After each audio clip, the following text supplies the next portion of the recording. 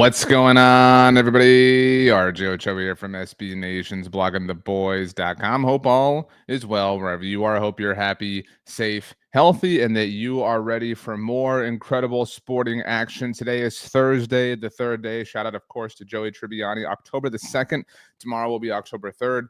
On October 3rd, he asked me what day it was. If you know, you know. And man, I just love this time of year. I know we've been talking about it a lot, but playoff baseball happening. Every single pitch feels so incredible. Obviously, the NFL is rocking and rolling. College football is getting great. We've got all sorts of conference matchups happening. The Ryder Cup did not go as planned, but that's okay. It's a wonderful time of year, and I'm grateful that you are making me a small part of your time this particular time of year. In case you're new around here, please subscribe to the Blog on the Boys YouTube channel. Daily videos, live shows, all sorts of fun stuff, live shows following each and every single Dallas Cowboys game.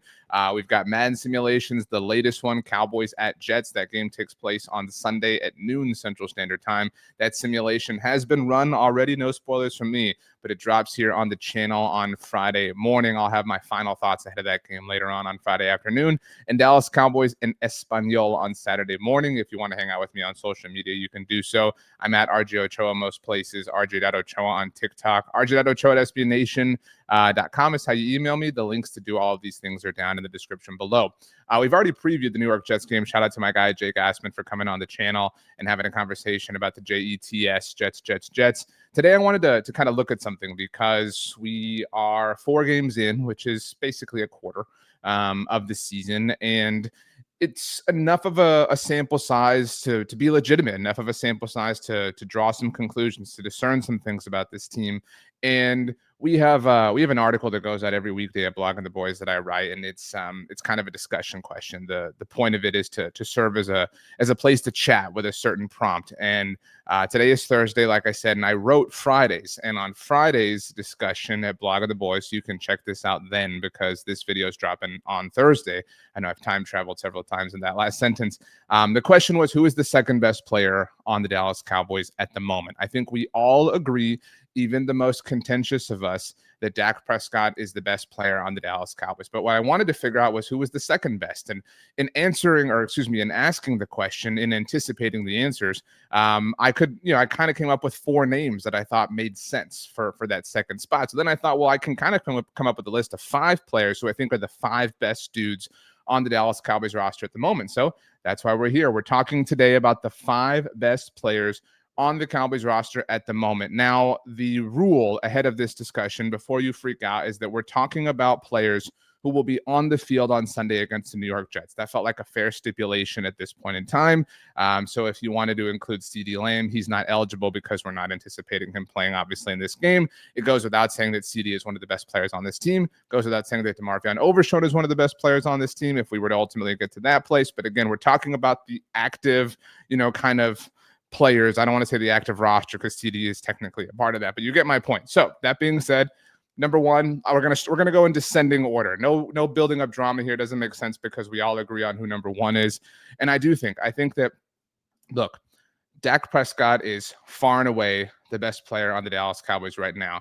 And I know you're going to roll your eyes. I don't even fault you for rolling your eyes when I say what I'm about to say, and that is the Dallas Cowboys could be a playoff team this year, and it is mostly because of Dak Prescott. In the NFL, when you have this piece, when you have this specific piece, when you have a franchise quarterback, who is playing at the level that Dak Prescott is playing, you can certainly make an argument that he is playing the position at the highest level of anyone in the NFL at this particular moment in time. When you have that, you can quite literally, as the Dallas Cowboys almost do, have nothing else around him and be a playoff team. It matters that much. And that's why Dak Prescott playing at the level he is the heartbeat of the Cowboys. It is the straw that stirs the drink, to use a Jonesism. It is the primary functionality of what the Cowboys are doing. And as long as they have that, as mentioned, you simply cannot rule them out. They can be quite literally, again, one of the worst defenses in franchise history, in NFL history. But if they have that level of quarterback play, all of their goals are technically accomplishable because of the way the NFL works. So let's get to the question that I asked that kind of started this exercise for me, which is, who is the second best player on this team? And as I mentioned, I had 4 names in mind, and I ultimately settled on one. It is a little bit chalk, and you can play this game a number of different ways, which is why I find the conversation to be fun and interesting, and I would certainly love to hear your thoughts and your comments. You can leave them down below or hit me up on social media as mentioned. I thought, again, I was going to go, I'm just going to get to it. It is the NFC Special Teams Player of the Month for September. It is Brandon Aubrey. My evaluation, the way I'm approaching this is, I do believe that Dak Prescott is playing the quarterback position better than anybody. Maybe you want to make an argument for Josh Allen. Fine. I don't think that there's a kicker in the NFL who's better, than Brandon Aubrey. And so the way I've kind of, looked at this is measuring Brandon Aubrey. Brandon Aubrey is the best player in the world, or let's reword that.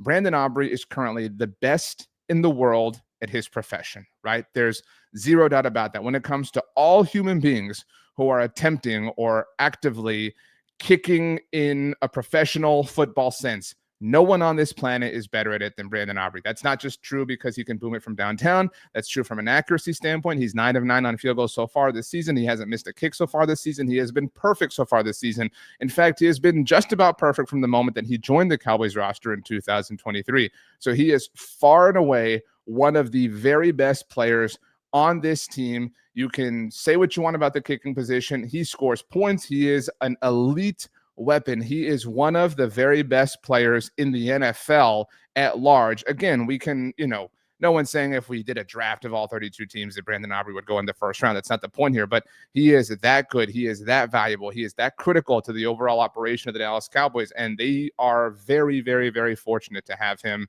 at their service.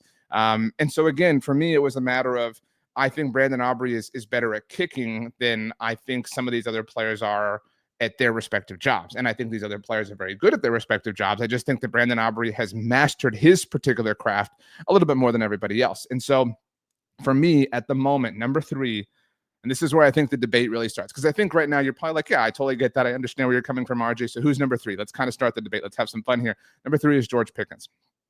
George Pickens, and there's context involved, obviously, in each and every single direction here. And we're obviously coming off of an incredible high where George Pickens had a $134 and 2 touchdowns, should have had the game-winning touchdown. I mean, he was incredibly clutch. I know he had the drop, whatever. Like, doesn't really bother me that he had this drop, but George Pickens has been phenomenal for the Cowboys. And more specifically, as of late, with regards to the most recent game the Cowboys played, George Pickens was incredible when asked to be incredible. With CeeDee Lamb not on the field, with CeeDee Lamb not a part of things, with CeeDee Lamb dealing with an injury, the Cowboys and everybody said, George Pickens, we need you to save us. George Pickens, we need you to ball out. George Pickens, we need you to be absolutely unbelievable. And George Pickens did all those things against the Green Bay Packers. That is insane. That should not happen. That should not be easy. That should not, be something that a Green Bay Packers defense allows to happen, that any NFL defense allows to happen, because everybody on Sunday night, this past Sunday night, knew that George Pickens was going to be the primary point of, focus for Dak Prescott on offense. And somehow, some way, he still managed to win way more often than not. And he won,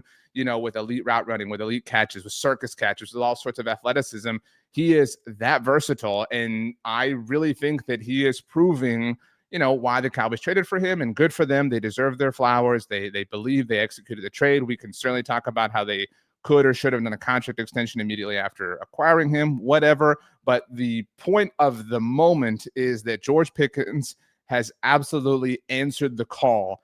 And that's a pretty rare thing in the NFL. That's a pretty rare thing. Like, think about how many times in life, I'm not trying to, make this a little bit too existential here, but like, think about how many times you try to do something and do it perfectly, right? Like, I had a burger for lunch, and I smoked these burgers the other day, and it came out fine. My wife had one. She said it was really nice, or she said it was nice, and that was really nice of her. But like, I know it wasn't that great. Like, it was good, and it was yummy, and I enjoyed it. But like, I know I can be better at that, right? Like, and so think about like how many times you are a 10 out of 10 at something, anything, even mundane things like grilling a burger. And that George Pickens has been that for the Cowboys through 4 games, especially this last one without CeeDee Lamb on the field. Dude, respect. I mean, that's pretty freaking cool. So, okay, 5 best players on the team so far. We've got Dak Prescott number 1, Brandon Aubrey number 2, George Pickens number 3. I'm going to go somewhat chalk here with number 4. I actually, when I first thought of the question, when I first thought of who's the second best player on the team after Dak Prescott, this was the first name that came to mind for me. It wasn't until I kind of, let it marinate for a little bit that I thought, okay, well, I have to include Brandon Aubrey. I have to include George Pickens in my own personal thought process.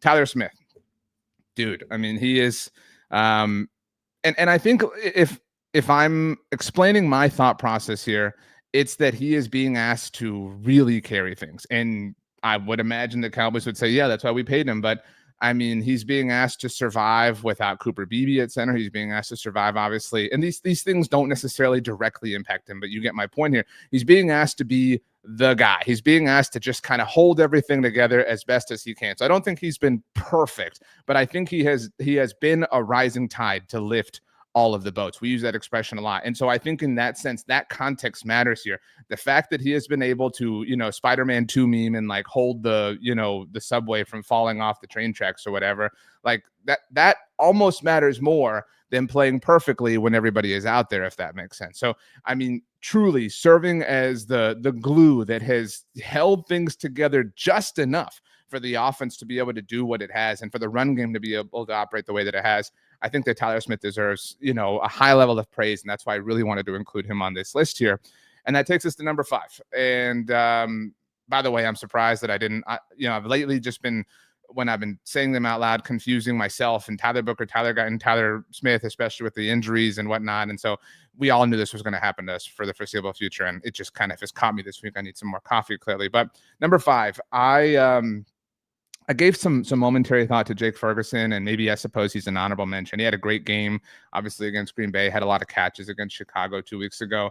I wanted to include a defensive player, not to throw them a bone or anything, but I just felt like, okay, there's got to be somebody. And again, contextually, like applying the context of the moment and the expectation and whatnot. And so this is probably the pick that I feel the least, amount of confidence or strength behind, but I'm going to go ahead and say Kenny Clark. I think he's been, effectively, right? Like based on my own list here, I don't think it's insane to say that Kenny Clark has been at the very least among the best defensive players on the Dallas Cowboys roster through the first 4 games of the season. Now, it's very difficult to kind of even ask that question because the defense has obviously been beaten a number of different ways, a number of different times, but Kenny Clark has stood tall. And if we apply the context of that he just arrived 15 minutes ago, it makes it even more impressive in my mind. Obviously, the Cowboys have struggled on defense, as noted, but they have become a better run-stopping team. And I think, again, that Kenny Clark was a part of this just chaos of a trade, and that he was a part of all of this drama, and he just kept his head down and went to work. I mean, that is something that I really appreciate. I think we all really appreciate, and I think deserves some serious props. I mean, the fact that he didn't let any of this affect or impact his game or playing his old team or anything like that, like, even if you don't think he's been the best defensive player on the Cowboys through the first 4 games, I do think there's an argument for that. I mean, I think we all believe he has been one of the very best. And I know that's a short list in terms of options, but that is, again, considering how we got here, pretty impressive in my mind. And so those are my 5 players. Those are who I believe are the 5 best Dallas Cowboys through the first 4 games of the season. And I'm certainly curious to hear who you think, what players you think maybe shouldn't have been on my list, that should have been on my list, who's on your list, how you would rank them. I do think that we're all going to agree for the most part. I think that we're all going to have Dak, Brandon Aubrey, George Pickens. I imagine Tyler Smith makes the list. If I had to guess, if I had to hypothesize where the disagreement's going to come, it's going to be with that 5th player. But maybe you have, Pickens 5th or Tyler Smith, 5th. I don't know, whatever. But I'm anxious to hear what your thoughts are. You can follow me on any level of social media, like I said, X, Instagram, or Threads at RJ Ochoa, TikTok, RJ.Ochoa. Email rj.ochoa@sbnation.com. You can leave a comment down below, and I will do my very best to get to those as well. Always, thank you so much. We have a bunch of new subscribers. I can't believe that I get to talk about the Dallas Cowboys on the internet with so many people, and that really just makes me happy. So, Madden Simulation dropping Friday morning. Final thoughts Friday afternoon. Dallas Cowboys and Espanol on Saturday. And best of luck to your fantasy teams, whatever you got going. I hope it all hits for you, and I can't wait to see you again. In case I don't see you between now and the weekend, remember, Dallas Cowboys postgame show live following Cowboys Jets on Sunday afternoon. But yeah, let's go ahead and let's just get out of here and let's go watch some playoff baseball and make some coffee. So thanks so much for hanging out, everybody, and we will see you next time.